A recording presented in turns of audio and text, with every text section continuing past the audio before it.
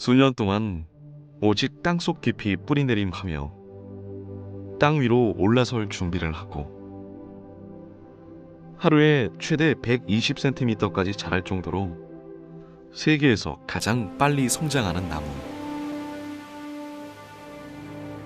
어떤 비바람에도 꺾이는 법이 없고 사시사철 푸르며 쉽게 시들지 않는 대나무를 만나봅니다. 자연의 생태가 살아 숨쉬고 가사문학의 산실이자 느림의 미학을 느낄 수 있는 고장, 담양. 마을 어귀마다 대밭이 펼쳐져 있고 댄잎 바람소리가 곳곳에 울려 퍼지는 담양은 예로부터 한국의 죽향, 대나무의 고을로 불릴 만큼 대나무에 관련된 오랜 역사와 문화를 이어오고 있다. 대나무는 아열대성 식물로 따뜻하며 습기가 많은 땅에서 잘 자라는데 남부지방으로 갈수록 키가 크고 줄기도 굵다.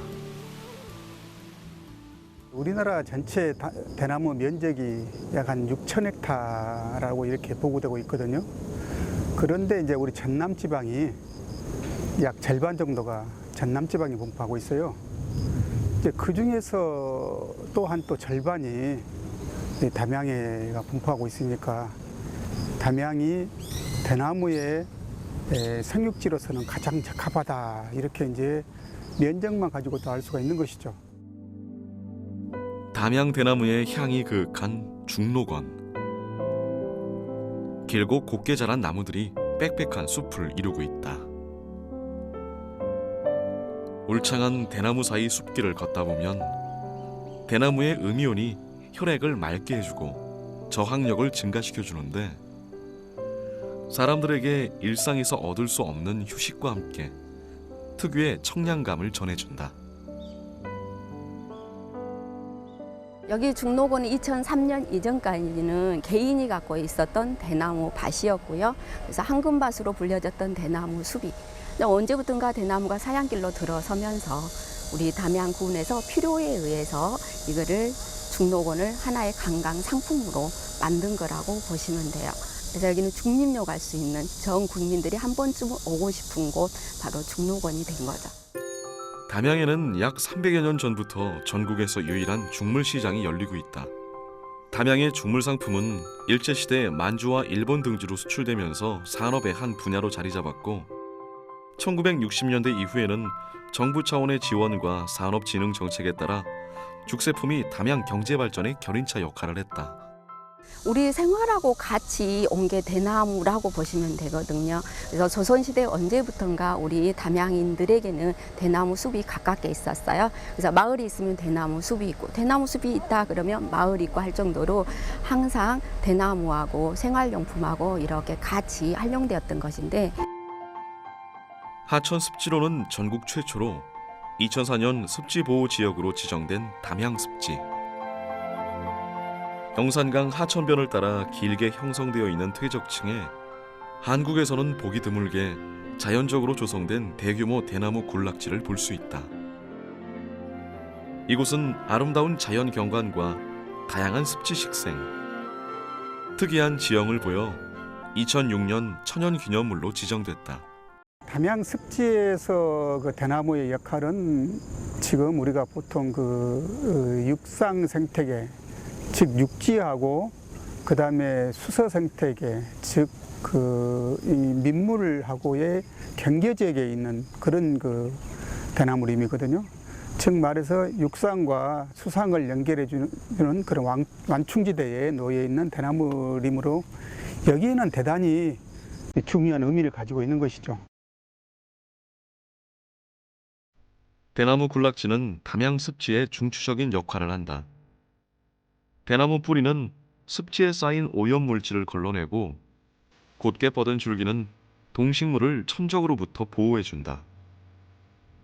때문에 이곳엔 천연기념물로 지정된 황조롱이, 검은 딱새 등과 같은 멸종위기의 희귀 동식물이 서식하고 있다.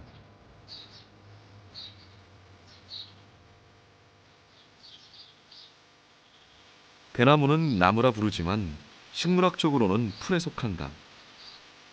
벼, 옥수수, 강아지 풀과 함께 벽과 식물로 분류되는데 풀임에도 불구하고 나무라 불리게 된 것은 대나무만의 다른 특징이 있기 때문이다. 보통 나무들은 이 유관속이라는 그 형성층에 의해서 부피를 증가해가는 그런 특징을 가지고 있지만은 대나무는 그 형성층이 없기 때문에 그 부피 성장을 하지 않습니다. 그래서 나무라는 특징에 비교하면은 특징이 안 맞는 것이죠.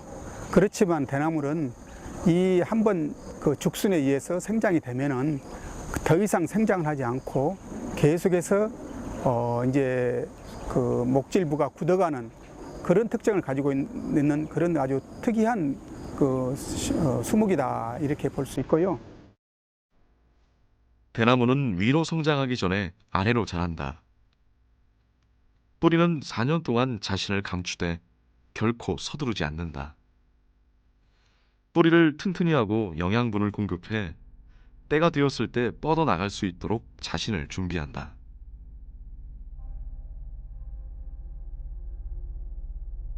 준비를 끝낸 대나무의 어린 싹이 땅 위로 모습을 드러낸다.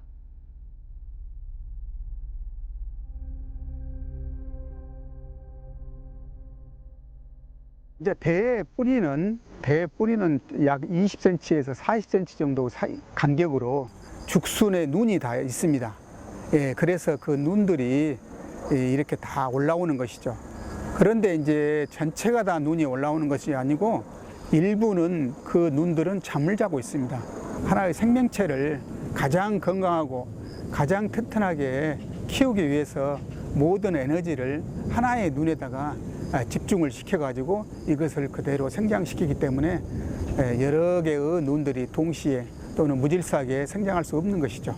대단히 계획적이고 아주 지능적인 그리고 아주 발달된 이런 고급 식물이다 이렇게 종합적으로 말씀드릴 수 있죠. 대나무는 싹이 땅 위로 올라오는 5년 후부터 하루에 최대 1m씩 자라 1년 안에 성장을 멈춘다.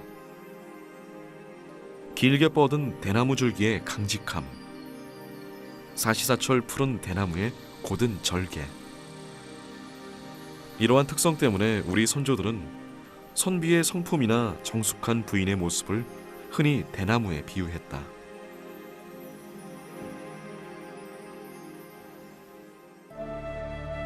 조선시대 왕의 일생은 국가의 중대한 의례였다.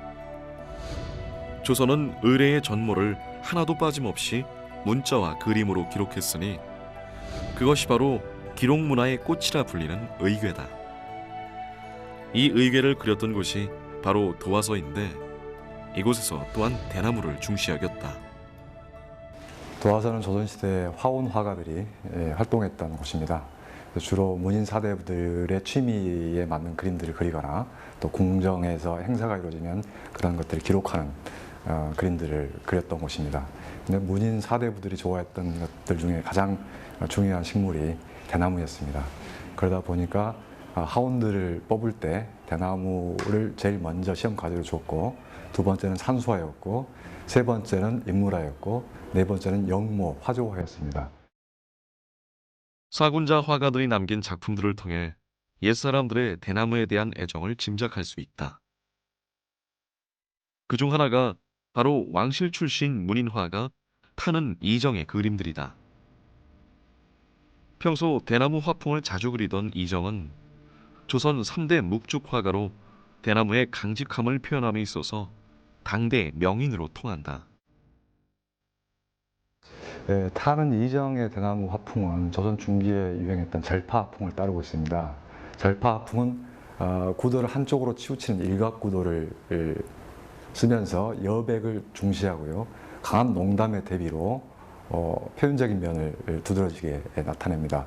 그리고 전경의 아주 강한 농목과 후경의 담한 먹을 써서 공간적 깊이를 나타내는 것이 또 특징이라고 할 수 있겠습니다. 옛 문인 화가들은 언제나 푸르고 고드며 속을 비운 도인과도 같은 대나무 모습을 마음 닿기에 본보기로 삼았다. 그릇된 마음이 생길 때마다 그들은 한 장의 대나무 화폭으로 이를 다스렸다. 서양에서 바라보는 정물화와는 차원이 다른 것이죠. 오랜 시간 동안 그것이 태어나고 성장하고 지나가는 그런 시간들을 다 관찰을 통해서 아까 말씀드렸던 마음속의 대나무가 이루어질 때 드러내는 그런 과정이다 보니까 상당히 좀 심오한 정신세계가 담겨 있다고 볼 수 있겠습니다. 대나무의 특성은 미술 작품뿐만 아니라 다양한 고서의 기록 속에서도 찾아볼 수 있다. 유교적 가치관에 젖은 선비들은 문학 작품을 통해 대나무의 아름답고 청아한 풍치를 찬미했다. 또한 그 절개를 읊은 문인들의 기록을 이곳저곳에서 발견할 수 있다. 이 문학 작품에 그 대나무는 즐겨 소재로 활용되는 것이 이제 대나무는 여러 가지 성격이 있어서 바로 그렇다고 얘기할 수 있겠는데 가장 대표적인 이 대나무 성격이 문학적으로 표현된 것을 보면 이 가전체 소설이라고 해서 어떤 사물의 특성이나 속성을 사람을 형상을 빌어서 이렇게 이제 의인화하는 이런 소설, 의인체 소설이라고도 하죠. 그래서 의인체 소설에 이 대나무가 자주 등장을 하는데 그 까닭은 뭐냐면 대나무가 가지고 있는 특성들을 이 사회를 비판한다랄지 또는 어떤 그 규범이나 그 올바른 어떤 도덕 이런 것들을 심어주기 위해서 대나무의 어떤 성질들 이런 걸 이용을 하는데 나무도 아니고 풀도 아닌 것이 곧게 자라기는 누가 그리 시켰으며 또 속은 어이하여 비어 있는가. 저리 하고도 내 계절에 늘 푸르니 나는 그것을 좋아하노라. 항상 푸르른 그러니까 변함이 없는 뭐 이런 것들을 대나무의 품성으로 보고 이 자기 자신도 선비의 어떤 변함없는 그런 항상됨 이런 것들을 대나무를 이제 들어가지고 이 시적 어떤 소재로 사용하고 있는 이런 예들이 굉장히 많습니다. 전국 유일의 죽제품 주산지인 담양. 대나무의 우수성을 보존하기 위해 담양에서는 최초로 1998년 한국대나무박물관을 개관했다. 이곳엔 대나무의 역사와 문화부터 다양한 죽제품의 제작 과정까지 한눈에 볼 수 있다.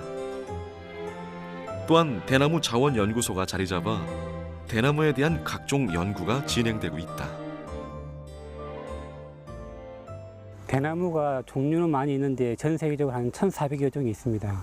근데 우리나라에 맞는 대나무가 어떤 종인지 아직 연구는 다 되어 있지는 않고요. 그래서 일일이 중국이나 일본 직접 가서 저희들이 가져오기도 하고요. 또는 아름아름 저희들이 찾아가지고 캐오기도 하고요. 그래서 147종을 지금 현재 보유하고 있습니다. 몇 년 전부터 대나무의 쓰임새에 대한 연구가 본격화되면서 대나무가 소중한 생물 자원으로 급부상하기 시작했다. 한국대나무박물관에서 자라고 있는 1,000종이 넘는 대나무들은 겉으로 보기에 비슷해 보이지만 생육 조건에 따라 각기 다른 특징을 지니고 있다. 대나무 종류가 많이 있다 보니까 각각 특징이 다 있어요. 특히 우리나라 같은 경우는 사계절이 뚜렷하기 때문에 대나무들이 좀 튼튼합니다. 즉 질적으로 할 때는 강도가 높고요. 그다음에 아열대성 식물 같은 경우는 대부분 수분이 많이 함유하고 있는데 대나무가 수분이 많이 들어가 있다는 자체는 이 오염될 확률이 높아요. 즉 곰팡이에 의해서 오염된다든지 그런 경우가 많습니다. 근데 대나무가 물러버리면 바구니를 만들어도 튼튼하지가 않죠. 그런 것들을 잘 활용해가지고 저희들은 왕대나 분주 이런 것들을 활용해서 바구니를 만든다든지 대자리를 만든다든지 다양한 공예품을 만들고 있습니다. 본격적인 죽세공예가 드러나기 시작한 조선조 초기.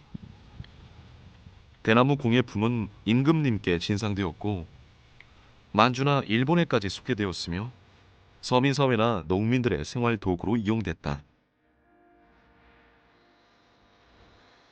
기후와 토질이 대나무가 자라기에 알맞아 대나무밭의 면적이 전국에서 제일 넓은 담양. 대나무가 많이 자라다 보니 자연스럽게 죽새공업의 역사 또한 길다.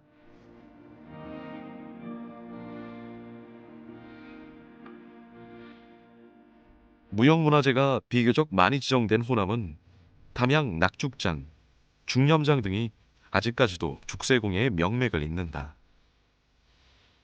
죽새공예 명인들은 어떤 매력에 아직까지도 대나무를 손에서 놓지 않는 것일까?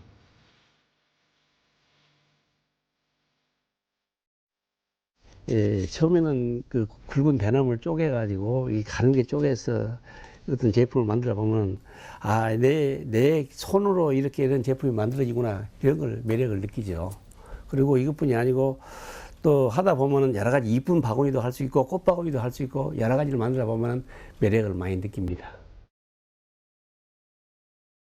호남의 수공예 미술 중에서도 담양의 죽새공예가 유명한 것은 대나무가 다른 지역보다 굵고 질이 좋기 때문이다.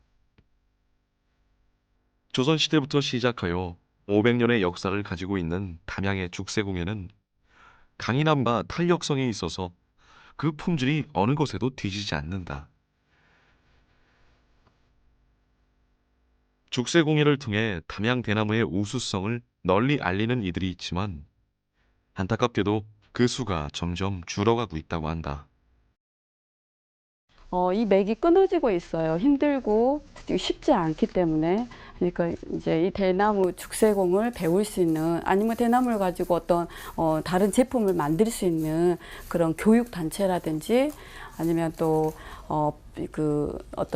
뭐 평생교육원이라든지 뭐 그런 게 있어서 대나무의 모든 것들이 공개되고 배울 수 있는 그런 장들이 마련됐으면 좋겠어요. 현재 대나무의 무한한 가치를 알리기 위한 노력은 45일간 열리는 담양 세계 대나무 박람회의 개최로 이어진다. 세계 최초로 대나무를 소재로 하는 국제 행사로서 박람회를 개최한 담양은 대나무를 활용해 문화 관광과 생태 환경 도시로서의 이미지를 확립해 나갈 예정이다. 대나무는 과거와 마찬가지로 계속해서 담양 지역 경제에 큰 힘이 될 것이다. 저희들이 해야 할 일들이죠. 대나무 가지고 많은 일을 할 수가 있는데 지금 많은 일을 했다고 하지만 그것은 어떻게 보면 새발의 피죠. 지금 시작입니다. 마라톤의 첫 번째 단추가 지금 저희가 시작된 거고요. 지금부터 저희들이 대나무의 가치를 하나씩 더 업그레이드해 나갈 생각입니다. 미래 성장 동력으로서 그 가치를 높이 평가받고 있는 담양 대나무. 땅의 기운을 머금고 고든 생명력으로 자라나는 대나무의 강인함은 우리가 앞으로도 지켜나가야 할 남도의 보물이다.